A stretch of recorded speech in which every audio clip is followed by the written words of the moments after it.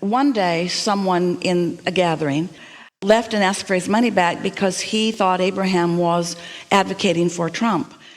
We understand that your point of attraction, while it can be influenced by outcomes, especially outcomes that a lot of people are focused upon, it does not need to be that. But we also understand that if you had the opportunity to talk to infinite intelligence, and you could ask, what's the most significant thing that you want to know that has just been recently activated, aggravated, or maybe even created within you? What new, powerful question do you have? Because you started out with one that we know you didn't mean. Do I really create my own reality? Because if I do, I wouldn't have created that. And then it's the question that our friend asked a little bit ago, but if there are other people that are intending, then whose reality gets to be the one that's created? Well, I think that's the thing is, like so many of us, there were two candidates. And in this general spiritual community, people who create their own reality, we tend to lean more towards love or thoughts of love towards one another. And even though the country was 50-50, the world generally was leaning one direction. And I think that's why we're a little shell-shocked. But there was not a lot of love being demonstrated by either candidate or by the media. So if you really want to understand what happened in a way that will maybe soothe you and maybe won't, because usually we speak in terms of laws and all of that stuff that you want to roll your eyes and say blah, blah, blah. So here is an answer that's closer to what you're reaching for in explaining what has happened. And this is something that almost nobody really understands. While you appear to be a nation who has a lot of different views on a lot of different things, you keep wanting to come together in groups because you believe that's where your power is. So the first thing that is happening to you as individuals is that you're not really believing in your own personal power. You want to join a group so that you'll have more power. And that is not ever going to serve you very well, because you cannot control the dynamics of the group. And because often the group, no matter how much you lean in the direction of it, it really does not represent you well. So then you take a subject like kindness or love, and you say, well, at least most of us can agree about that. And it's not just those that you think are part of the community that you are part. Everyone really wants that. There is not anyone that is really advocating for hate. Sometimes they just get swept up in it and they don't know what to do about it when it's sweeping them over. But no one is really consciously or deliberately asking for that. But here's something that you may not have considered. Everyone is personally selfish. You have to start there because you cannot see other than through the eyes of self. So let's say that instead of being a part of the very small percentage that comes to a gathering like this, who is coming to believe that you create your own reality, let's say that you're part of a much larger group of more than 99% of the population who does not know that you create your own reality, who still believes that somebody else is going to create it, and it's either going to be that one or that one. Now, that in and of itself is a pretty disempowering state of being. We wouldn't want to be in either of those political parties who believe that it's going to depend on this squabbling bunch of people who can't even get together to agree on anything, not during the last 4 years, not in the 4 years before that, not in the 4 years before that, not really ever.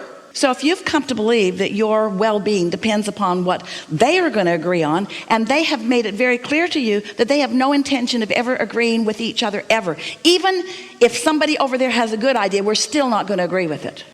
So if everyone really is selfishly oriented, and everyone is, which means as you live life, when things touch you, you know what you don't want, which causes you to know what you do want. Then your needs become sort of paramount in your mind. So if you are a coal miner who is not working, you want work more than anything. That's your selfish interest. And people can stand and say, but wait, there are other things that should be more important to you than the thing that you're selfishly interested in. A really good salesman is very good at understanding how to inspire you to see him as the solution.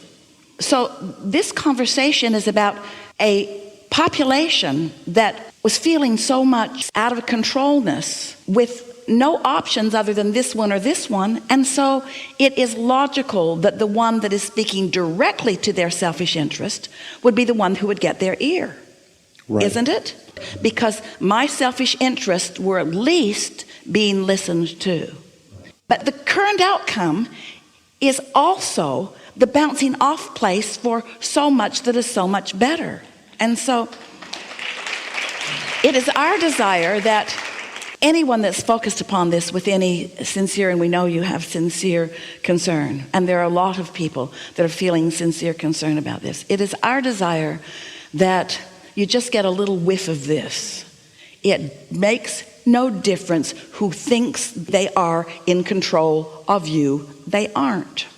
The balance of your vibrational mass consciousness is of such balance that it is your strength, not your weakness. Your diversity is your greatest asset. No matter which side of any issue most people stand on, they don't think that the people on the other side of that balance are adding any value. They only think that the value is added by their perspective, but that value is added by all of the perspective. And out of it, billions of people are sifting and sorting and launching vibrational rockets of desire, that the sources within all of you are hearing you, feeling you, knowing, and standing in the middle of the vortex. Life just gets better and better. Those that want to persuade you to move in one direction or another because they've convinced you that if you don't go their way, it won't be better, don't know what they're talking about. Whatever it is that you're offering vibrationally is what is coming back to you. And whatever's coming back to you is giving you a bouncing off place for your next decision. When we say to you that it is the vibrational basis of diversity that is the reason for not just our longevity, but our eternalness, then if you could feel what your inner beings are feeling, you would understand that when we talk about the leverage of connecting to getting into the receptive mode, when you tap into that leverage where you have connected to your true power, then you, for the time that you're doing it, you begin to feel invincible. And when you feel invincible and you know that your destiny is of your own making, and all of that fear leaves you because you can't be connected to all of that power and feel fear at the same time, then you are living happily ever after. You're not looking around the world for others to join you in groups in order to shore up your insecurity. If you can recover from this and feel more empowered, then what you've asked for has been answered. Oh, I don't think I asked for that. Are you saying that I ask for uncontrollable upheaval, that I ask for conditions that could not soothe me? I've had to have this conversation with myself many times this week. The thing you were fearing the most happened. So the only thing I have right now is to lining up again. So when you say the thing I feared the most happened, are you talking about I focused upon something so fervently that I've lost my connection to my resources and sources? The worst possible thing that could happen? I thought I wasn't. That's the only bad thing that can happen to you, is that you can temporarily use something as your reason for not knowing your power. Then you give it to somebody else. I'll take your power. I'll let you believe that I'm the most important thing in the world to you. And the wonderful thing about this system of government that you've got going on here is that it is so balanced in terms of diversity that nobody really gets in your way that much.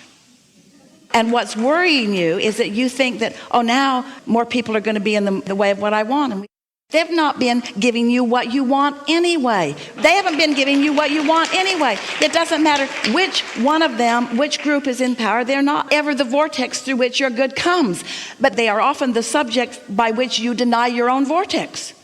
And so it doesn't matter which group is in, if it doesn't please you, and half are pleased and half are not pleased. So the half that's not pleased is now using that group as their excuse that they are pinching themselves off from their own resources. You have a vibrational cache that you have access to at all times. That's the only disempowerment that can ever come to you, to use anything as your excuse not to tap into that.